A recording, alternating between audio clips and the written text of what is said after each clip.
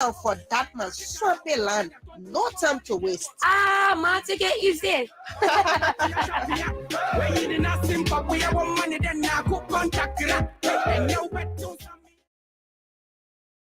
Okay, welcome back to the program this morning, the Morning Breeze on ABC Radio 105.1, and we have in our studio three beautiful ladies working in the interest of society. They are here this morning to talk about their organization, what they've been doing over the years, and ways in which they are contributing to society. And so let's get to them right now. This morning on the program, The Morning Breeze. Uh, Good morning. Good morning. Good morning. Pull close to the microphone a bit, please. Good morning. Good morning. Let's hear you. Okay, to start with, I am Martina Sino, the acting CEO of Educate West Point. Okay, that's good. I'm Caroline Conton, the cover facilitator of Educate West Point. Good. I'm Abena Benewafu, so I'm here to support the team in Liberia. Oh, wow, great. And you sound like you're from Ghana. Yes, I am. Okay, good. And welcome to Liberia. It's great to have you here. And it's great to have you part of an initiative that is intended to help Liberians. And how is Ghana? Amazing. Amazing, as always. Well, I spent like 4 months in Ghana, and I really enjoy myself there. Yeah. But let's talk about the organization, Madam Constance. Tell us about Educate West Point Liberia. What was the idea behind the establishment of this organization? Okay, so Educate West Point was established by one Musa Sharif, who is now in the United States of America. I am the acting CEO. In 2017, Musa had this dream of establishing Educate West Point in his slum community where he hails from. So he started to bring up children, less fortunate children who were out of school. He recruited them and he tried to send them back to school, make sure that the dignity was addressed. Okay.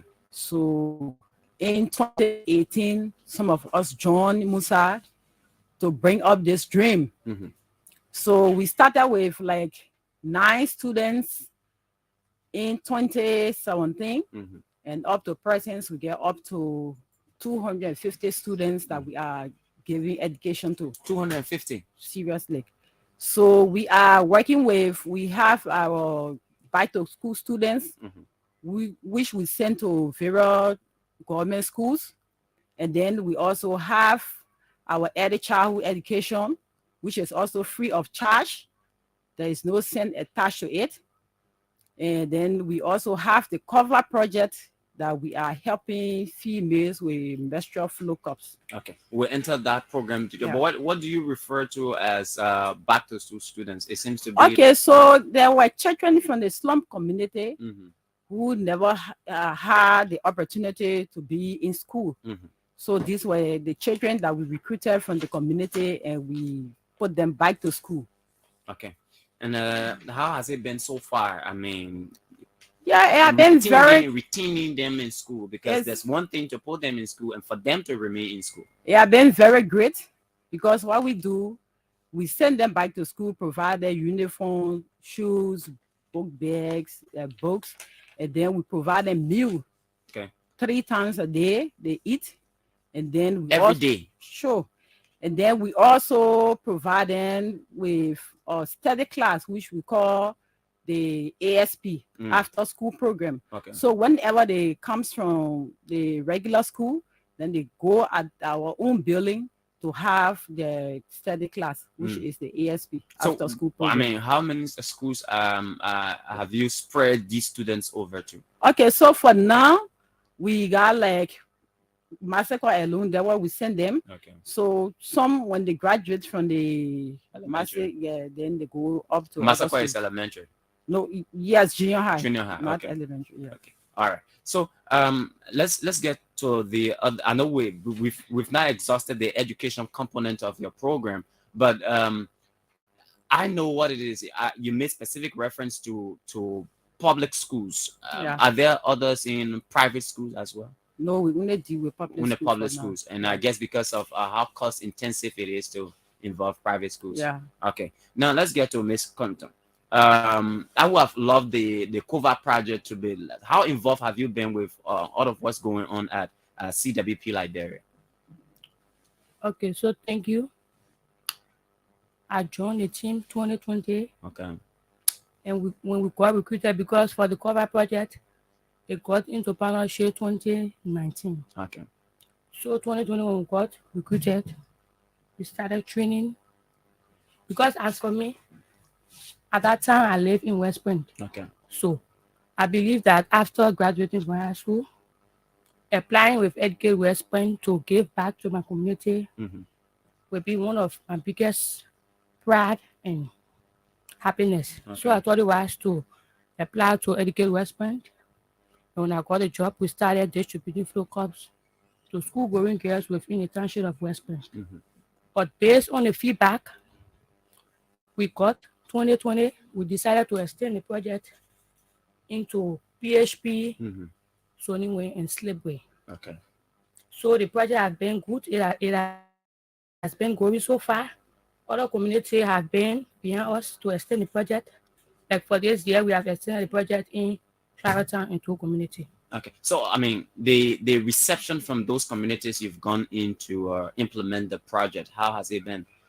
So it has been great, because for these communities, we found out that they are destitute communities Okay. where we found vulnerable people. So it is very good that the project has been extended to this community. What do you do in that component of the project? So I am the facilitator Mm-hmm. of the project. I train the women about the flow cup and other health issues. What is Flow Cup? So it's a female menstrual flow cup. Okay. So this is the flow cup. Okay. It is a female menstrual flow cup, and it is reusable. Okay. It is used instead of the pad, and Okay. it is much safer. It lasts for 10 years. It doesn't have any infection. The only thing you do is to sterilize it, and then we have two ways to fold it, Okay. to insert it. We have the C4, which is like this, Mm-hmm. and we have the push down fold. So these methods have been working for our girls. Okay. With this, even virgin can use it also, Okay. because it doesn't virgin last you. Okay. Yes, so it has been working well. And because it has been working well, the project has been going since 2019 up to 2023. And you think those who are beneficiaries of this are actually using it for the intended purpose? Sure. Are they not alternating it for something else? No. Okay. Because what we do is we distribute it to most of the time to school-going girls. Okay. Because we believe that they are vulnerable youth. Mm-hmm. Some of them, they live with single parents, and their parent can afford pad every month. Okay. So we get the cup to them. It is very safe and good for them. Okay. That's good. Now let's come to you, Miss Benoit. You are all the way from Ghana. What intrigued you to fly all the way to Ghana to join this group of passionate Liberians in doing what they're doing now? Okay, so I've been a menstrual health activist for a really long time. Okay. And that's how I got involved with the COVER project, which is the organization that supplies the funding and the cups to Educate West Point. Okay. So I was recruited to support the team here in Liberia in implementing the project, because their background is more of education, like Martina mentioned earlier. And so we needed to give them the skills they needed to be able to properly implement the project.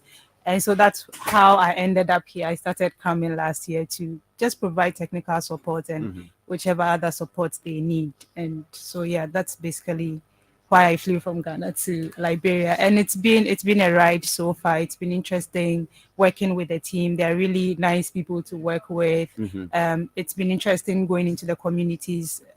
Liberia is very different from Ghana, so it's been eye-opening. But also work-wise, it's been interesting to know that the menstrual health challenges of women in the continent is kind of cross-cutting. We have the same challenges, we have the same issues, and the menstrual cup as a sustainable solution also cuts across board. So it's been really interesting and fun. Okay, You so know, then the I will project. still begin with you on this. What do you refer to as menstrual poverty? I mean, Period poverty. Yeah, what is that?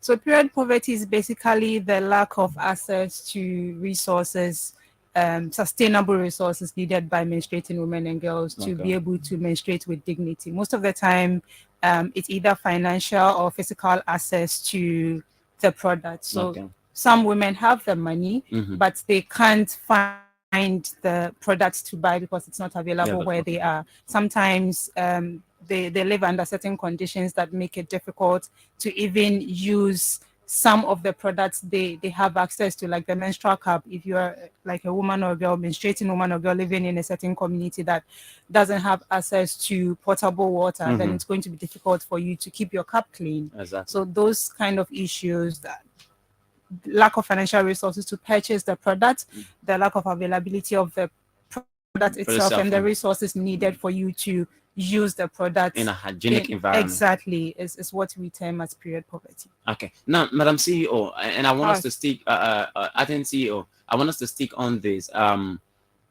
She's talked about the resources to ensure that these young girls remain in a hygienic society. Have you spoken to people in high places, I mean in government, especially where we have West Point, where normally is a slum community, so to speak, and access to water is a problem? Have you been in contact with public officials to see how water can be made accessible to these communities so that what they are going through right now is averted? Yeah, not exactly. We have not really contacted any government. But do you have a problem of water in West Point?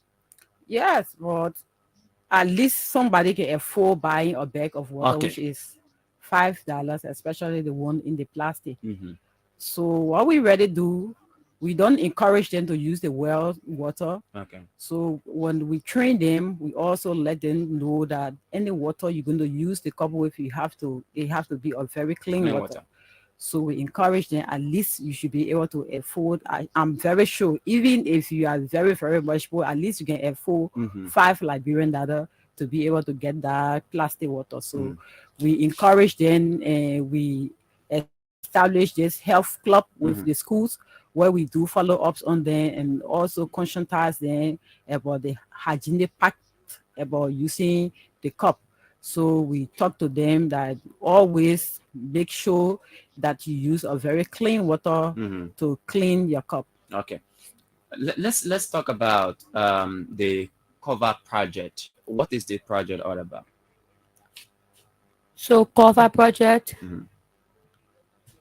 is all about distributing flow cups. Okay, what you just spoke about. Yes, distributing menstrual cup to community women and school-going girls. Do you intend to? Okay, go ahead. Yeah, go ahead. No problem. Go ahead. The Cover project is an Australian-based a non-governmental non-profit organization that was founded by an Australian woman called Gina Dune. So she felt that menstruating women and girls needed sustainable menstrual hygiene solutions, and most especially the most affected women geographically are mainly women in our part of the continent who do not have the access, who experience limited there are sociocultural norms and practices that also limit their access to having their periods in dignity. And so Gina thought that, okay, if I can have access to resources and I can mobilize resources to help these women in West Africa, then why not? So she started mobilizing funds, and she started these partnerships with the people who make the cups. And so that's how she ended up introducing the menstrual cups to Liberia, to Ghana, to Malawi, to Uganda, where the same project is running. So the name the cover project is the name of her organization. Okay. And so in Educate West Point, the project is still called the Cover Project because that's the main partner that provides the cups and the funding. It's called the Flow Cup because the Flow Cup is the name of the company that makes the cups, but the cup is generally menstrual cup. Okay, good. Yeah. And at least I have a clear understanding of what it is. Now let's talk to you, Miss Quentin. She spoke about something concerning our social construct, our traditional construct. These things are normally difficult to see in public, and so individuals who are affected by them do not come out clearly. And when they have these problems that you are trying to solve, they don't come out clearly to see them. How are you getting to them? Are you doing it generally? Like we enter this community, we think all the girls here should benefit, and not just people who cannot afford. Okay, so for the project, before we move to a community, we do what we call community assessment. Okay. So the community assessment followed by meeting with the community leaders, the chair ladies, chairmen, to get the situation that the community are faced with. So like for Claratown, when we went there, we met with the chair lady, and then we asked her that we thought it was because when the project was in West Point, people from the community in Claratown thought it was to meet with Educate West Point, and then they called COP. Okay. So when they took it to their community, their friends got interested. Okay. So when they made a recommendation, we thought it was to do a community assessment. Okay. So when we went into the community, we spoke with the chair lady, and then we asked her the amount of vulnerable girls. And she even said that 99% of the women are vulnerable, even herself, who is the chair lady. So we thought it was to extend the project in Claratown, and then ask her to do the recruitment of those vulnerable women. So that is how we started distributing the cup. Like I said, we visit destitute community, and we all know that Claratown is very, very vulnerable. Yes. So okay. So Madam Acting CEO, the education project, you concentrating in West Point now, are there plans to move the project to other slum communities so that children in those communities can also benefit? It depends on donors funding. Okay. Well, and where are you drawing your support from? We draw our support from America. We have a lot of our sponsors and our co-funders also from America. So most of our funding is from the USA, and we are looking up to donors. When we can have donors, we would like to cover all of the slum communities in Liberia. So, but you have to first have a plan, and then you can seek the funding. Are there plans? Do you have that plan? That you want to extend the cover project is in Claratown, is in PHP. Do you want to have the educational project in all of those communities as well? Sure. Like I said, we have a very great plan. Like for now, we are even we want to secure a land to extend the project where we will have our children being carried to different communities for school, because right now in West Point, you cannot have a place to really be a large school. And like for now, like I told you, we have almost 250 students. So, and people keep coming. That's so huge. From what I know, we really intend to extend this project to different communities. Depends on what we have. We have that plan. Okay. Yeah. Okay. So these beautiful ladies from the Educate West Point, Liberia. Caroline Compton is the project head, and Ms. Martina S. Constance is the acting CEO, and they have a guest from Ghana who's here trying to help oversee the implementation of the cover project, and they are our guest this morning on the Morning Breeze on ABC Radio 105.1. Now, let's look at some of the challenges that you've been confronted with while trying to help the society.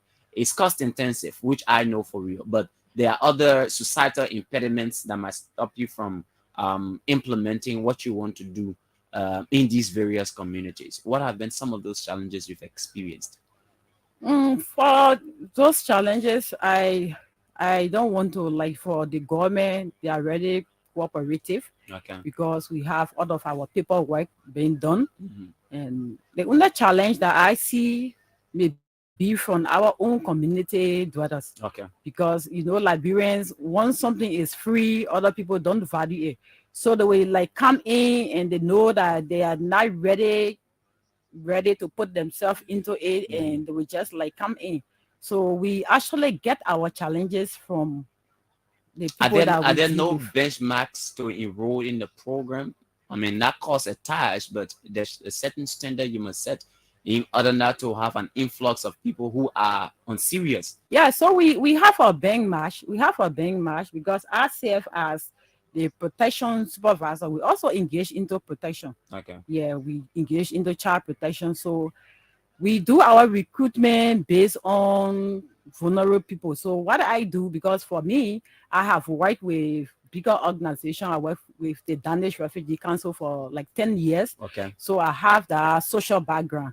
So what I do, I go in the field and use my own techniques of recruitment. Okay. So it's how these children have been recruited. Okay. So let's talk about talk to you, Ms. Compton. This project, you dealing with a group of young people who have different aspirations and who have different thought patterns. Have you experienced resentment in the communities? Like you enter the community and people you want to come around because if you were doing that shameful thing, and you know how it can be in Liberia now. Have you experienced that? Yes, so we have experienced that, but as a humanitarian or social worker, we are always very patient because there's a new project, Mm-hmm. and we Liberian women, we are not used to putting things into our private part. Mm-hmm. So to just see a young girl bringing ordinary cup Mm-hmm. where you can use two part of blue biscuit every month, Mm-hmm. and then someone bringing their score and tell you that you can manage your period for 10 years, you can be like, you can doubt it. Mm-hmm. But even we that are using the cup, it took us 3 months to get used to it because we are not used to putting things into our private part. So we have been experiencing these challenges, but we are still working in line with the women, making sure that they believe, and some of them have believed since 2019. Mm-hmm. They are using it and they are enjoying it. So we use these beneficiaries to convince their peers. The testimonies. Yes, Mhm. because I believe I from West Point, and if I go to a community and tell you that the cup is good, You will not believe it you easily. will not believe it easily. But Mm. if your friend who is in the community has benefited and then tell you, you won't believe it, but you will like to have a trial of the cup. So we have been faced with that challenges, but like I said, we have been using our beneficiaries to educate their peers, and it has been working well. Okay. So before I get to you, Miss Abina, let me announce the phone numbers: 0770603293, 0770603293, 0886603293, 0886603293. Miss Benenwa, you are here in Liberia and giving support to this project. And I guess there must be some sort of contact with the cover project. Do you have any intention of helping these people expand the project to maybe the entire Montserrat County or other parts of the country to ensure that the essence of establishing such an organization is achieved? Definitely, and that's also part of why I'm here. Okay. We are happy to help. We are happy to support. That's the goal of the organization, to reach as many vulnerable women from low-income communities as possible. So as largely as we can expand, we would love to do that. But we would have to, improve or grow on what we're already doing to have a more sustained implementation process and beneficiaries who are willing to use the cup. One cup costs $7 USD. It's not That's cheap. expensive. It's expensive. Mhm. And the founder is up there in Liberia, Australia with the rest of the team, working really, really hard to put funds together to buy the cup. Its funding has dwindled since COVID. Donors are diverting funds to other more important issues, what they consider more important. You know, there's the war in Ukraine. There are a lot of refugees who need support. So funding has been diversified so much. It's difficult for certain projects that are not seen as important. Yeah, essential or like in a crisis situation. So funders are diversifying and diverting their resources, and so it's been really difficult getting as much funds as possible. And so if the women in Liberia are open to trying the cup, and then we're happy to bring, because we don't want a situation where you're spending a lot of money buying these cups and you're bringing them and people are taking them and putting them in their suitcases and not using them. That's a waste of money. That's a waste of the time of the team here at Educate West Point. It's a waste of resources. And so, yeah, we are really counting on the feedback we get from here. If it's good feedback, if we see that more and more women and girls are open to using the cup, then we're encouraged to bring more and expand. Okay. And she just struck a point that I believe you also need to take due cognizance of. How do you assess that all of those who you've distributed these cups on are using them for the right purpose? Because at the end of the day, once you're giving out the cups and they've not been used, then the essence of your being out there is not worth it. Okay, so right after the distribution of the cup, we check on our beneficiary for 4 months. Okay. Meaning when we do the distribution for this month, we are not expecting everyone to receive in that month. Okay. So we take like 2 months or 3 months and then we go back to the community. Because in the workshop, we have their contact and their address. Oh, you conduct workshop as well? Yes. So we go back to the community and then reach out to them. We have what we call survey questions. What we ask them, how well are you using your cup, how it is treating you. Even though at times we meet up with these challenges, like we will go to someone and then we say, I'm not using the cup or I'm afraid. So what we do is we also encourage you to use the cup, because our intent is to help ease the burden on the parent, both the parent and the students that we are giving the cups to. So we don't feel angry like why you are not using the cup to take it back for you. It won't be helping the project. So we also encourage you to use the cup and then check back on you for the next month. So it has been working at that end. You have been using it. Okay. That's good. Madam Acting CEO, though we fast running against time, but it's important. Now, the expansion project is a good thing. But like you indicated, finances is an issue.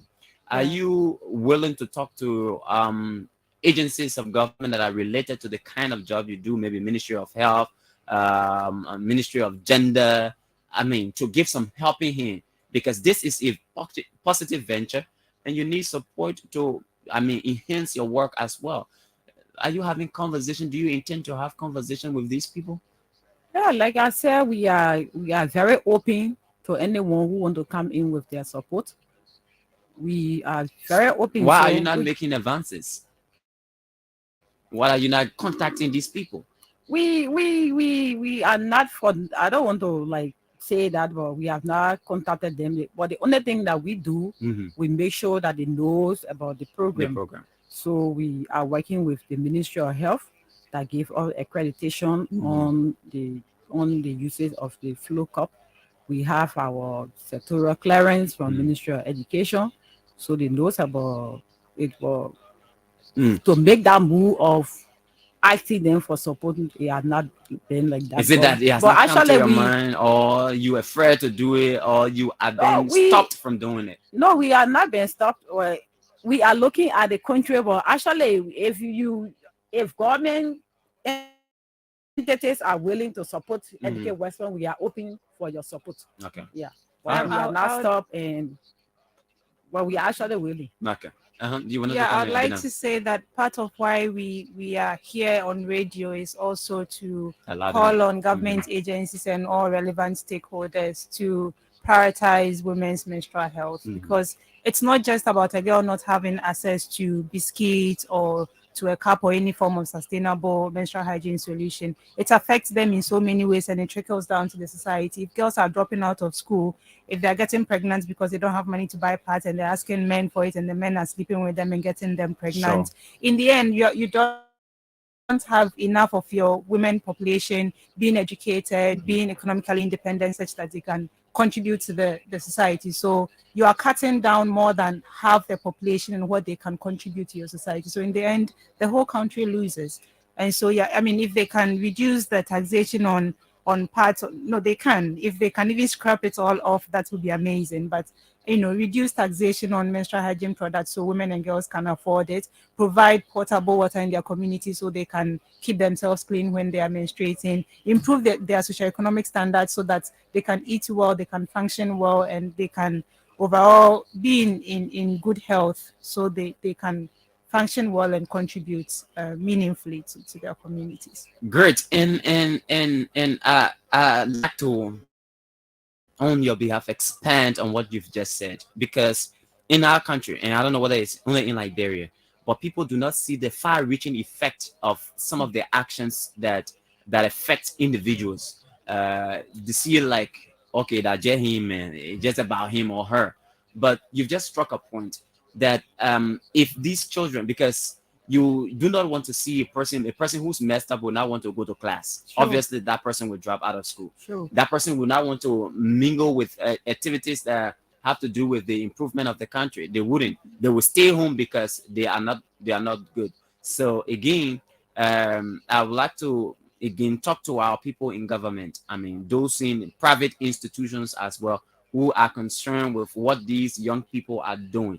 I mean, this is a laudable initiative, and there could be no other way that you will render help to a group of people who are involved with helping the society than this. So we are calling on national government and those at various ministries and agencies that appreciate the work that these people do to render your support, because they need it so badly. They need to expand. They need to put more girls and boys in school. The bedrock of any society is education. And so if they live in communities that are vulnerable and people are not going to school, even if there's free education, you need an impetus that will encourage these children to go to school. It is very important. And so again, we'd like to thank Educate West Point Liberia for this great initiative. And I would like to say this to you. Our platform is open any day for you to come on. I mean, come on anytime you want to. Just give us prior notice and we'll have you here. Anything you want to talk about, just come here. If you have an announcement that you want to put out to the public, bring it here. We'll air it free. All right, because we believe you are engaged into an initiative that must be supported. And as an institution, we believe that every facet of the society must contribute. And the contributions you are making, they are enormous enough to worth our support. And so we give you this platform free of charge. All right, to come here anytime that you want to and air your stuffs to the public. Again, we'd like to thank you for coming. All right, and we appreciate you, Adina, from leaving all the way from Ghana. I mean, taking the risk to come here. It means a lot to us who understand the importance of what you do. Again, I give you the opportunity to give your final words, and we call it a day. Okay, so we also appreciate your support. We want to say thank you to the radio group that you have supporting us in that way.